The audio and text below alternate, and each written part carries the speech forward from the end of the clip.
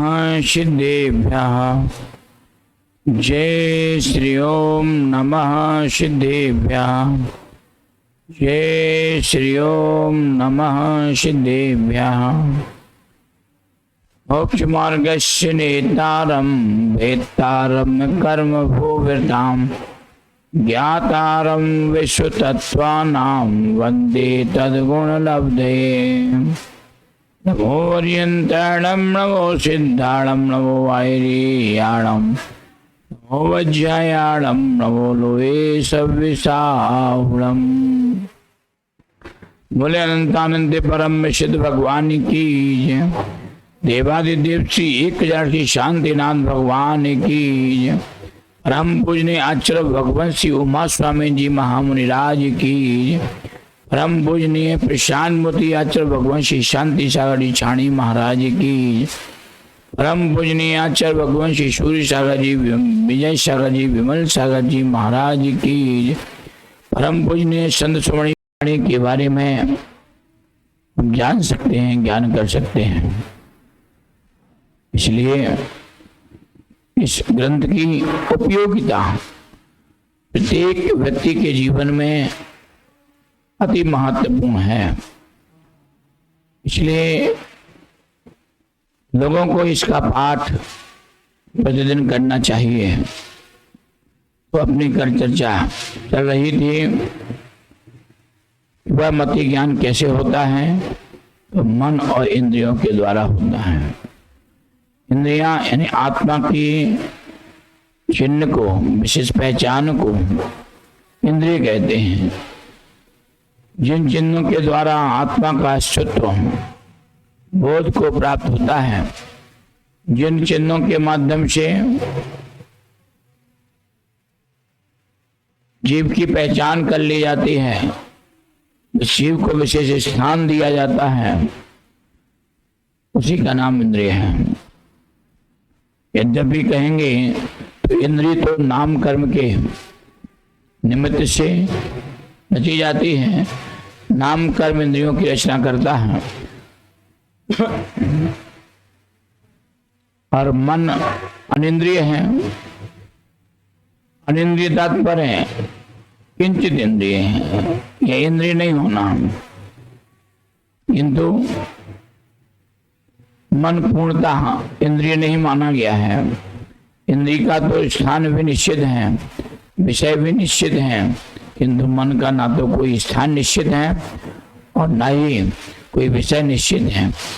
मन की प्रवृत्ति केवल संगी पंचेंद्र जीवों में ही देखी जाती है और सर्वत्र पाई जाती है। इसलिए मन को अनिंद्रिय कहा है। मन अंतःकरण भी कहलाता है। अब आगे कहते हैं, उस एक श्रावक ने आचार्य भगवान उमा स्वामी जी मुनिराज से प्रश्न किया कि हे भगवान, हमने मति ज्ञान की उत्पत्ति के विषय में तो जान लिया, लेकिन अब आगे मति ज्ञान के क्या भेद होते हैं? आचार्य भगवान कहते हैं, हाँ, मति ज्ञान के 4 भेद होते हैं। अवग्रह हवाय धारणा हो, अवग्रह या अवाय और धारणा हो, ये 4 भेद मति ज्ञान के हैं।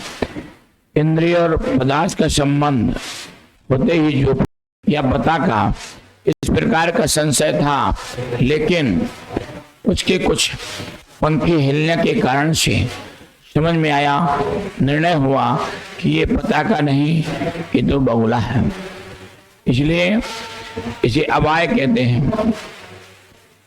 और धारणा अवाय से जानी हुई वस्तु विशेष को कालांतर में भी नहीं भूलना, ये धारणा है।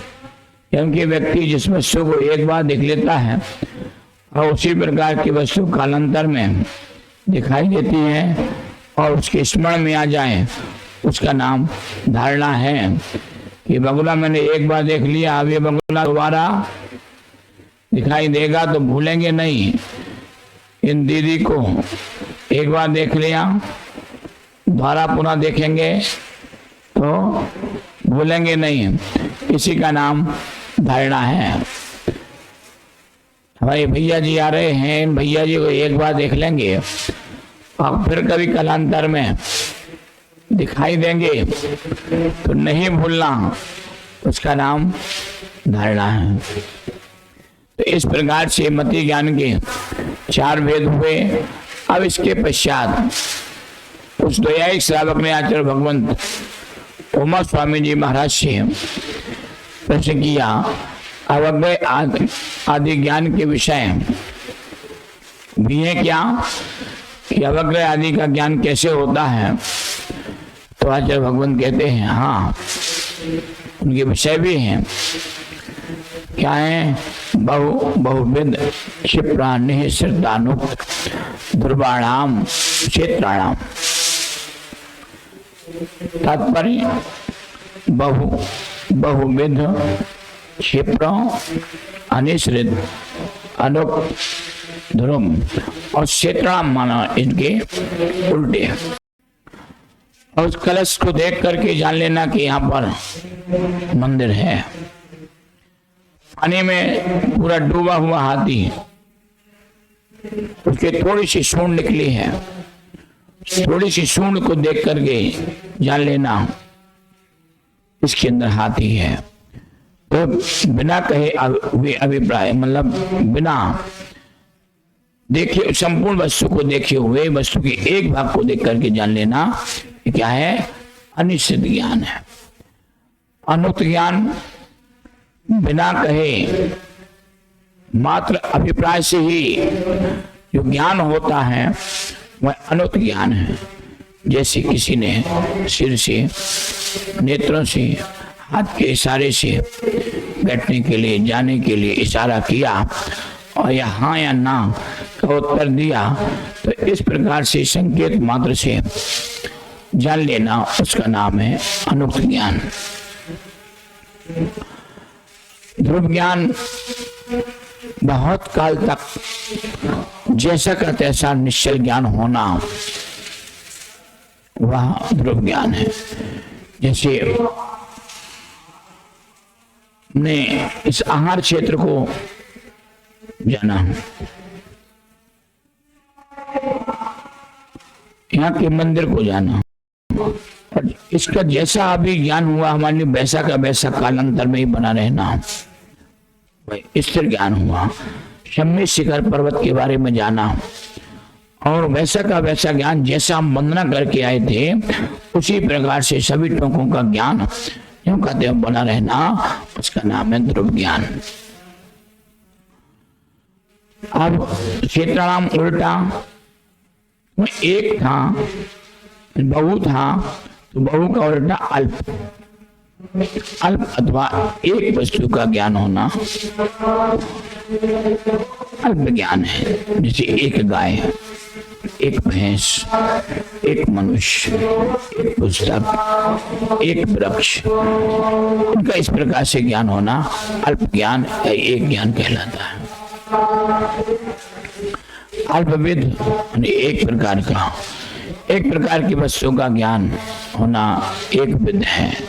जैसे एक जैसे गेहूं, क्या एक ही प्रकार के गेहूं का ज्ञान होना, एक ही प्रकार के चना आदि का ज्ञान होना, एक ही प्रकार के मनुष्य का ज्ञान होना, तो यह एक विद कहलाता है। अच्छे ज्ञान धीरे धीरे चलते हुए वस्तु पदार्थ का ज्ञान होना अच्छे प्रज्ञान है। जैसे मनुष्य पैदल चल कर के देखे, ज्ञान करे, कछुआ की गति से चले, उस प्रकार से ज्ञान होना वह अच्छे प्रज्ञान है। निश्चित ज्ञान, सामने विद्यमान संपूर्ण वस्तु का ज्ञान होना निश्चित ज्ञान है। जैसे सामने खड़ा हुआ मनुष्य, सामने खड़ा हुआ हाथी आदि आदि का ज्ञान। उक्त ज्ञान शब्द कहने पर जानना, जब उस वस्तु के विषय में पूरी तरह से कह देना, बता देना, उसका नाम है उक्त ज्ञान। जैसे यह मंदिर शांतिनाथ भगवान का है, ये मूर्ति शांतिनाथ भगवान की है, इनके इस प्रकार से चिन्ह है, हिरण का चिन्ह है, रंग पीत है, आदि आदि जब पूरी तरह से जानो तो तब उसका ज्ञान होना, उसका नाम उक्त ज्ञान है। अद्रव्य ज्ञान, चंचल बिजली वगैरह को जानना अद्रव्य ज्ञान है, चंचलता में। जैसे आकाश का इंद्रधनुष आया, थोड़ी देर के लिए उसका ज्ञान होना और फिर उसको भूल जाना कि उसका कैसा था, तो इस प्रकार का अद्रव्य ज्ञान है। जिसका ज्ञान बहुत समय तक एक साथ ना रहे वह अद्रव्य ज्ञान है। सिर्फ बादलों को देख करके बादलों का ज्ञान होना, बादल थोड़ी देर के लिए आए और निकल गए, ये अद्रव्य ज्ञान है। तो इस प्रकार से यह पदार्थ के विशेषण थे, ज्ञान के विशेषण थे, अवज्ञा आदि ज्ञानों के विशेषण थे, इनको जाना। अब वह द्वैयायिक श्रावक आचार्य भगवंत उमा स्वामी जी महाराज से प्रश्न करता है कि ये आपने बहुविध आदि विशेषण तो बतलाए, लेकिन विशेषण किसके हैं? आचार्य भगवंत कहते हैं अर्थस्य। ये बहुविध आदि 12 प्रकार के जो विशेषण हैं वह पदार्थ के हैं, यानी बहुत से पदार्थ, बहुत सी वस्तुएं आदि आदि बहुत एवनिया। तो इस प्रकार से 12 भेद पदार्थ के ही विशेषण कहलाते हैं। तो फिर उस एक श्रावक ने प्रश्न किया कि आचार्य भगवान, ये बहुविध आदि पदार्थ के विशेषण तो हैं, तो अवज्ञा के विशेषण किस प्रकार से होते हैं? अवज्ञा का ज्ञान कैसे होता है? अवज्ञा के बारे में भी विशेषता के साथ में विशेष बतलाने की कृपा कीजिए। तो आचार्य भगवान कहते हैं वैनस्यावग्रह, अवज्ञा का व्यंजन होता है, तात्पर्य स्पष्ट वस्तु का ज्ञान होना शब्द आदि के द्वारा, वह व्यंजन अवग्रह कहलाता है, जिसमें यहाँ आदि का ज्ञान नहीं होता है, केवल अवग्रह का ही स्पष्ट, जो स्पष्ट ना जान सके ऐसा ज्ञान अवग्रह ज्ञान होता है। तो अवग्रह ज्ञान के 2 भेद हैं, एक अर्थावग्रह है और दूसरा वैनावग्रह है। अर्थावग्रह है जो पदार्थ को स्पष्ट रूप से जाने, या जो पदार्थ को स्पष्ट रूप से अवग्रह करे, उसका नाम अर्थावग्रह है। जैसे कान में स्पष्ट रूप से आवाज सुनाई दे, नेत्रों से स्पष्ट वस्तु दिखाई दे, स्पर्शन आदि इंद्रियों के द्वारा हल्के भारी ठंडे गर्म आदि का स्पष्ट रूप से ज्ञान हो, वो अर्थावग्रह है। व्यंजनावग्रह है जो स्पष्ट पदार्थ का ज्ञान हो, बोध हो, वहां व्यंजनावग्रह कहलाता है। जैसे कान में एक धीमी सी आवाज सुनाई दी, फिर उसके बाद कुछ भी मालूम नहीं चला, स्पष्ट है। या बाजार के मध्य में गए, उस बाजार के मध्य में बहुत सारे लोगों का कोलाहल हो रहा है, तो उनकी आवाज स्पष्ट समझ में नहीं आ रही है, वह वैनावग्रह है। इसलिए वैनावग्रह है, स्पष्ट का ज्ञान नहीं होता है। तो आचार्य भगवान से वह द्वैयायिक श्रावक प्रश्न करता है कि हे आचार्य भगवान, आपने वैनावग्रह को स्पष्ट कहा है कि स्पष्ट ज्ञान नहीं होता है, तो वह वैनावग्रह किन किन के द्वारा नहीं होता है, कौन सी इंद्रिय के द्वारा नहीं होता है। आचार्य भगवंत उमा स्वामी जी महाराज ने कहा नाक चक्षुरेन्द्रियाभ्याम, वह बहिनावग्र है, चक्षु और चक्षु इंद्रिय और मन के द्वारा नहीं होता है। यानी आंख से देखे गए पदार्थ बहिनावग्र नहीं होते हैं। इसलिए उससे, क्योंकि मन पदार्थ को दूर से ही, चक्षु और मन पदार्थ को दूर से ही जान लेते हैं, देख लेते हैं, इसलिए वह आंख से लगे हुए पदार्थ आदि का ज्ञान होने पर वह बहिनावग्र नहीं कहलाता, अर्धवग्र कहलाता है। इसलिए इस तरह जो स्पर्शन इंद्रिय, रचना इंद्रिय, घ्राण इंद्रिय और कर्णेंद्रिय के द्वारा जाने गए ज्ञान का बोध होना वही बहिनावग्र कहलाता है। इस प्रकार से आचार्य भगवंत उमा स्वामी जी महाराज ने मति ज्ञान के भेद बदलाए हैं। तो मति ज्ञान के कुल कितने भेद हो जाते हैं? इस प्रकार से अगर हम विश्लेषण करें तो मति ज्ञान के 336 भेद हो जाते हैं। कैसे होते हैं? अवग्रह में अर्थावग्रह के 12, यहाँ के 12, अवाय के 12 और धारणा के 12 होते हैं। अब इन सब का यदि जोड़ करें तो कितने हुए? 48 हो जाते हैं। ये ज्ञान पांचों इंद्रियां और मन इनसे होता है। अब इन 48 भेदों में इन 6 का गुणा कर देते हैं तो कुल कितने भेद हो जाते हैं? 288 भेद हो जाते हैं। इधर अर्थावग्रह, बहिनावग्रह है, मन और चक्षु इंद्रिय के द्वारा नहीं होता है, तो 4 से होता है। तो 12 का गुणा 4 से करते हैं तो 48 होता है। 288 में इन 48 को जोड़ देते हैं तो कुल 336 भेद मति ज्ञान के हो जाते हैं। तो इस प्रकार से बंधु हमें मति ज्ञान के विशेष रूप से 336 भेद